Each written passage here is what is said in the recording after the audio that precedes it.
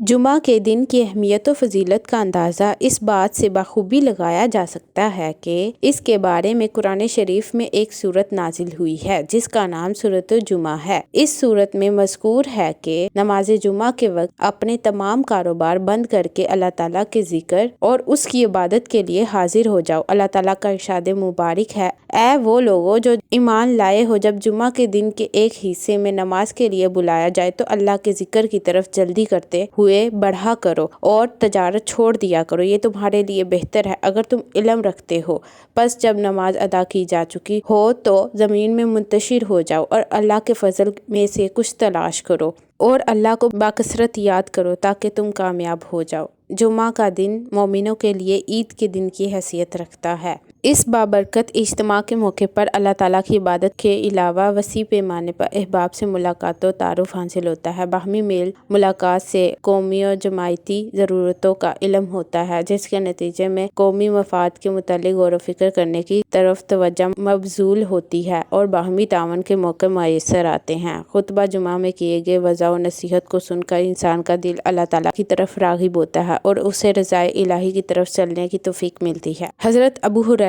رضی اللہ تعالیٰ عنہ سے روایت ہے کہ رسول صلی اللہ علیہ وآلہ وسلم نے فرمایا، دنوں میں بہترین دن جس میں سورج طلوع ہوتا ہے جمعے کا دن ہے۔ اس میں حضرت آدم علیہ السلام پیدا کیے گئے اور اسی میں وہ جنت میں داخل کیے گئے اور اسی دن حبوط آدم ہوا، یعنی جنت سے نکلے بھی، اور اسی میں ایک ایسی گھڑی ہے جس میں مسلمان بندہ جو بھی اللہ تعالیٰ سے طلب کرتا ہے اللہ تعالیٰ اسے عطا کر دیتا ہے۔ ہفتہ کے 7 دنوں میں ایک دن کا اسلامی نام جمعہ ہے۔ یہ دن مسلمانوں کے لیے عید کا دن ہے۔ اس روز کسی بھی گاؤں، قصبے، شہر اور ان آباد میں رہنے والے مسلمان نہا دھو کر صاف ستھرے کپڑے پہن کر اور خوشبو لگا کر اللہ تعالیٰ کی عبادت کے لیے ایک جگہ اکٹھے ہوتے ہیں۔ حضرت ابن عباس رضی اللہ تعالیٰ عنہ سے روایت ہے کہ رسول صلی اللہ علیہ وسلم نے فرمایا، یہ دن جمعہ عید ہے جسے اللہ نے مسلمانوں کے لیے بنایا ہے، پس جو کوئی جمعہ پر آئے اسے چاہیے کہ وہ غسل کرے اور جس کے پاس خوشبو ہو وہ خوشبو لگائے اور مسواک کرنا اپنے لیے لازم کر لو۔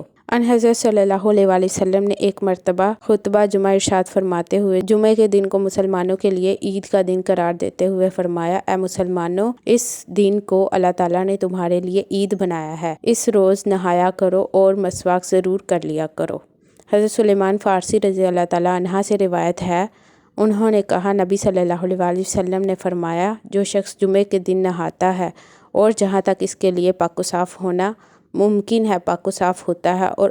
اپنے تیل میں سے تیل لگاتا ہے یا اپنے گھر کی خوشبو میں سے خوشبو لگاتا ہے، پھر نکلتا ہے اور 2 آدمیوں کے درمیان گھس کر ان کو الگ نہیں کرتا، پھر نماز پڑھتا ہے جتنی اس کے مقدر ہو، اس کے بعد عوام لوگوں سے مخاطب ہوتا ہے تو وہ خاموشی سے سنتا ہے اور اس کے جو بھی گناہ اس جمعے سے لے کر اگلے جمعے تک ہوں اس سے اس کی مغفرت کر دی جاتی ہے۔ مزید ویڈیوز دیکھنے کے لیے میرے چینل کو لائک کر دیں، سبسکرائب کر دیں اور بیل آئیکن کو دبا دیں تاکہ ہر نئی آنے والی ویڈیوز آپ کو ملتی رہیں۔